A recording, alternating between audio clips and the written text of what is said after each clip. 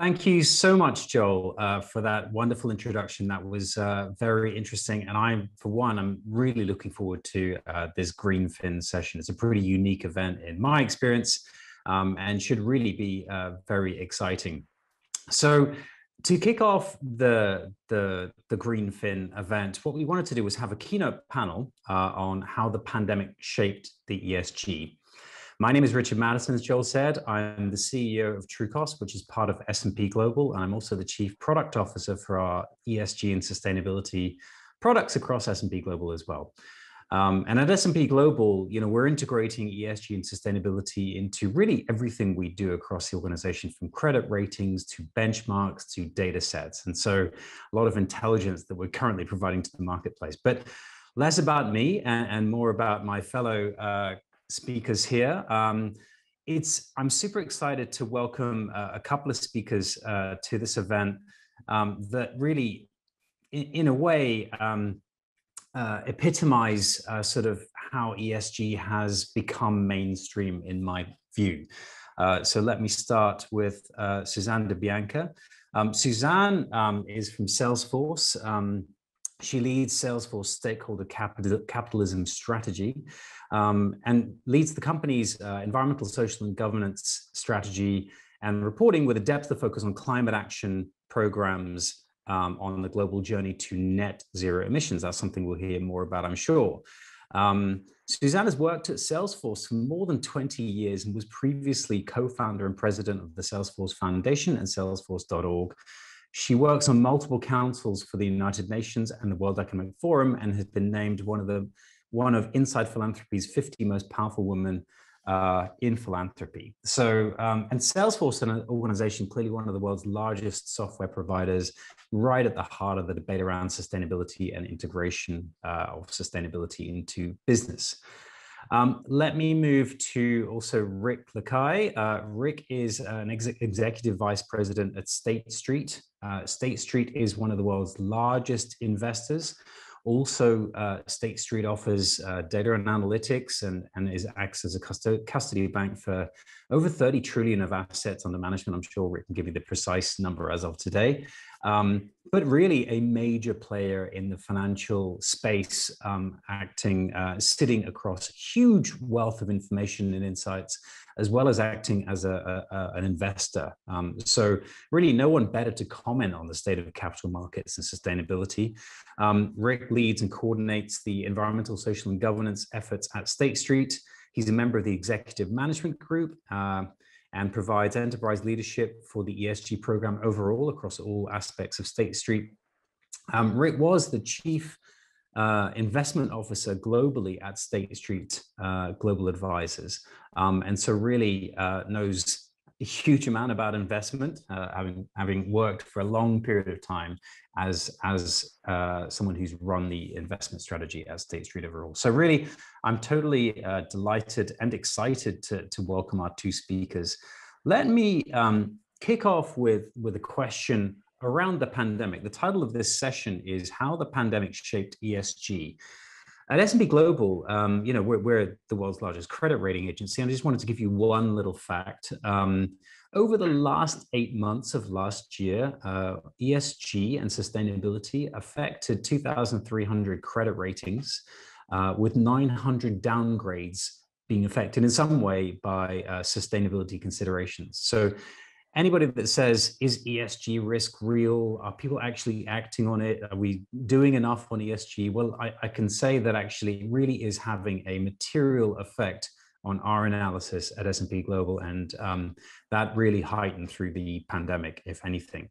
But let me pose that question to the panelists. How did the pandemic and 2020 shape the thinking on sustainability, Suzanne?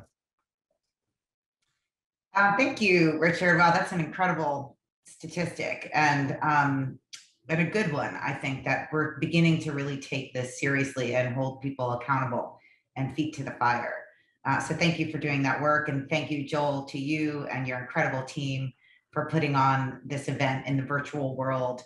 We're all, at minimum, saving a lot of carbon emissions by traveling to be together, although I do miss being in person with people. So thank you so much for having me here. And Richard, your question about the pandemic, I think it's, I don't know, the global community has been in a multiple sort of midst of several crises at once in 2020 and 2021. That's a health crisis, an economic crisis, an inequality crisis, and then the climate crisis, which really, in my view, sort of underpins many of them. And I don't know whether it was because the pandemic made people stay at home, commune with nature. Really, none of us could leave our homes except for to take a walk. And I think that actually mattered to people sort of reconnecting with nature, being outside, or if you're like me and live in Northern California, we had a full day where the sky turned orange because of the fires that were burning here. And we were, stuck in our homes and couldn't sort of escape it. So, I don't know if it was those things together or the fact that we've just begun to see the acceleration of climate change through natural disasters and understand it in our daily lives. But I think it's really, the pandemic has really spurred and catalyzed really bold action, which is what we need. And I think, in times like this, it's incredibly important that stakeholder capitalism really dictates our actions. And businesses, as we believe at Salesforce, are really the greatest platform for change. So I think, we're seeing that 2020 showed yet again that traditional capitalism isn't working, like the downgrade statistic you just mentioned, and that we really have to serve all stakeholders. And the environment is a core stakeholder in that. And we've seen in the last year that corporate commitments for net zero, which you mentioned, has doubled in less than a year. Over 1,500 companies have made net zero commitments. I'm really grateful for the investor community, honestly, for driving this movement forward. I think it's thanks to the investor community that we are where we are in this country. Anyway, we're beginning to see policy, particularly overseas in countries like Japan and the UK. I'm excited and hope there will be some more federal policy in the US. But in the meantime, I believe, Richard, that it's really been the investor community that's been driving it forward. So I think the pandemic was a wake-up moment, and I'm glad to be woke. Great, thanks, Suzanne. So Rick, I mean, you have your finger on the pulse, if anyone does, of what is happening in the investment landscape. How did the pandemic shape the thinking on sustainability for State Street? Well, firstly, before I talk about it in positive terms, we need to remember it is a terrible health crisis. Many, many people have died or suffered as a result of COVID-19, and we shouldn't forget that. But that being said, history accelerated, and we saw great change and potential for further change of a very, very positive nature. You're right, I had my finger on the pulse, and in fact, I've obviously changed my role during the recent days, but during 2020, I was global CIO and was very in the thick of things, certainly when we had that kind of crisis week or two in March. Capital markets did their job. I think recapitalization of companies has worked well. So you could say, did capital markets pass the test? Yes, they did. But more importantly, attention was paid to things that should have received attention before. And I think the pandemic reminded us of interconnectedness. It reminded us that when you have nonlinear events, and you characterize the pandemic as being nonlinear because once you've lost control of the infection rate, it's very expensive to put it back. That these nonlinear events remind you that prevention is much better than cure. And you can have an obvious read across. People talk about climate, but they talk about other things as well. It also reminded us that although the S part of ES and G has always been a component part, that as we become a more mature society, we need to focus on S. And in fact, when companies did focus on their human capital, other issues, they focused on reputational issues, they exhibited better resilience, and they're rewarded by shareholders. So I think, as Suzanne noted, investors have had an impact. They've actually rewarded companies that have exhibited better ESG characteristics during 2020. But I'd say obviously it's a year where history speeded up. Many have said that, whether it's medical technology or cutting through to improvements that we can make in many other areas. But we can't forget that during 2020, we had enormous social upheaval and attention being drawn to inequality and racial justice issues, which again had been, it's not a secret that they've been around, but I think that bringing them to the fore and turning into an issue that people were much more willing and able to talk about and incorporate in the way that they thought about other elements of ESG was really, really important. And so many investors put that much further up their agenda during 2020 as well. So pandemic has had terrible impacts on people and economies around the world. But that being said, there are some things that came out of it that were latent, and they were brought out in a very important way. And no one would ever appreciate a pandemic, but there are some things that came out of it that moved us forward quite quickly, and we should recognize that. Yes, for sure. Very interesting. Yeah, exactly. So what do you see as the key challenges to making progress towards net zero and achieving the SDGs in the coming decade? I mean, we have some serious tipping points ahead of us. This is labeled the decade of action. We've got to achieve, the 17 high-level sustainability goals, halve our emissions collectively. Net zero commitments will help, but what do we need to do to overcome challenges and make progress in the next decade? And let me stick with you, Rick, on that question. Sure. Well, the most important, obviously, is climate, and there are no easy solutions. But if we had carbon pricing, and again, if you had a global accord on carbon pricing, and you had a ratcheting up of carbon prices, then that would make everything else significantly easier. I'd say there is a pretty rapidly emerging consensus amongst asset owners, asset managers, others in the financial sector, that it's both achievable and something we can start doing right now, moving towards net zero. I think there are obviously technology challenges. We need to drive down the costs of the decarbonisation. We need to look at the most difficult industries where it's not easy to abate the carbon exposure, but it's not impossible either, and to direct capital to developing those technologies. And I think I'm optimistic about that, whether it's hydrogen, ammonia, renewable energy, all of the industries that are most difficult, from the cement business to the shipping business, there are solutions. And in a sense, they require the redirection of capital as much as new capital. And that's why engagement and stewardship plays such an important role. Collectively, investors own these companies. They can make CapEx decisions.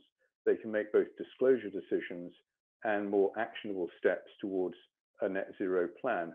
I think in the private sector, it's very clear that that's happening in quite a vigorous way. Obviously, it's a global phenomenon, and in an important sense, the capital lives in developed economies, but many of the investment needs are actually in the emerging economies, and that's one of the biggest challenges that we face. So carbon pricing, recognition of investor needs, technology development, and this developed versus emerging capital transition that has to happen as well. Great. Yeah, you mentioned disclosure challenges. Is that something that State Street's working on? We are. I mean, I think there's much in the ESG world, but particularly in climate, that's not mandatory. And time has come for there to be more mandatory disclosures, which certainly makes it easier to understand the financial and investment exposures you have within portfolios. Investors are asking for this. They're increasingly asking for it along standardized lines in terms of adopting standards like TCFD or SASB, the Standard Sustainable Accounting Standards Board, or Task Force for Climate Financial Disclosure. Those are really, really important standards that I think many, if not most, investors are behind, that will lead to better outcomes. But data in ESG is elusive. It's contradictory. The correlation between different ESG metrics is quite low. And that can be frustrating, but it's an opportunity also for improvement, because we can look forward to a time where we can quantify more easily some of the important steps. but ESG is also dynamic. So in a sense, as soon as you pin down what you do today, you need to recognize that next month, next year, there will be new emerging issues. It could be AI relating to ethics in business, for example, which again may be an important emerging issue around on which data is a little bit hard to find. So I think there are many disclosure issues. I think data is our nourishment as investors, and we need to ensure it's of a high quality. We're moving in the right direction, but it's a major challenge. In State Street, we're trying to help all of our clients through our data and analytics services, particularly in ESG. Great. So, Suzanne, I mean, what do you see as the major challenges to making progress towards net zero and the SDGs in the coming decade? And I'd also be really interested in, how Salesforce is kind of, making progress on sustainability to that end as well over the coming decade. What's the vision?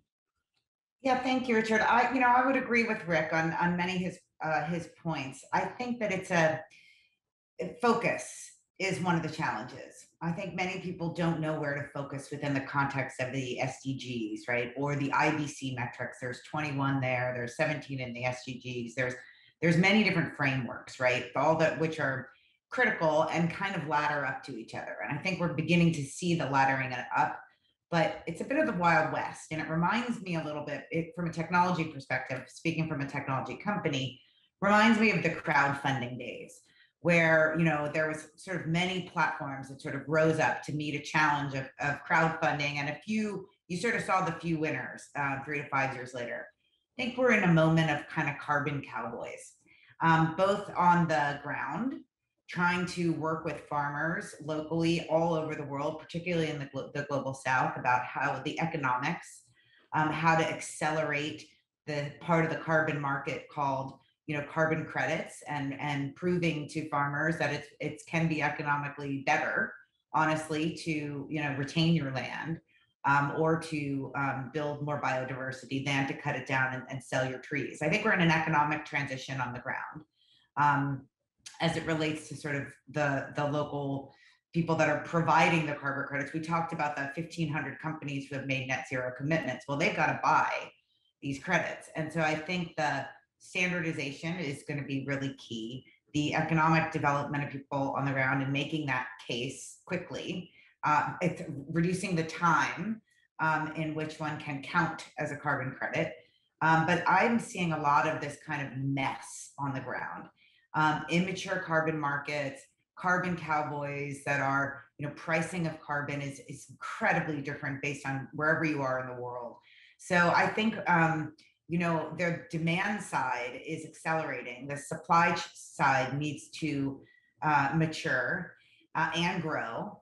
And we need, as Rick pointed to, and you said yourself, Richard, this kind of notion of standards. We need this kind of gap accounting equivalent. TCFD, SASB are all, very good, robust standards. I think we need to really kind of sort of hone in on the one that is comprehensive enough.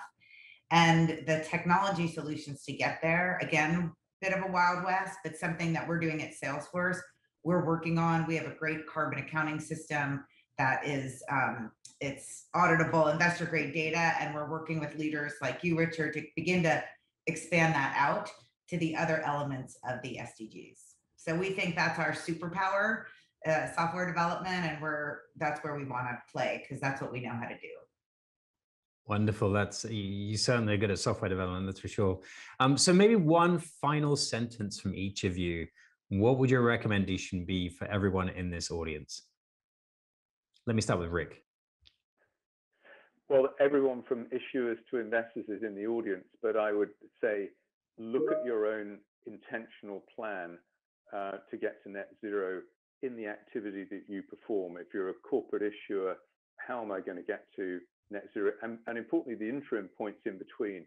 And if I'm an investor, how am I going to communicate with those companies that I own, because we don't believe necessarily in divestment, in order to help them understand why it's so important to you as an investor that they get to net zero. So really being very, very intentional, looking at what you personally can do on this journey to net zero, which I'm confident we will get to, but only if everyone really makes that effort. Great. And Suzanne, one comment from you. What would you want everyone to do? I think we have Yeah, about 30 I say, I'm really fired up about nature-based solutions. Plant a tree, conserve a tree. We used to help to stand up an effort called Untitled with the World Economic Forum and a number of other companies. Join that effort. We know that it's not enough, but we know we've got to get the emissions down. At the same time, we've got to sequester. And the oceans are taking way too much right now that you begin to see through acidification and warming. We've really got to come back to biodiversity, to nature. Any person, any age, any political affiliation can get involved in conservation and restoration efforts. So my pitch would be join us at 1t.org. Wonderful. So TCFD and nature. Sounds like the need for a TNFD to me, but wonderful. I hope you'll all agree that that was a great way of kicking off this conference. I certainly learned a lot. And Joel, I will hand back to you. Thank you.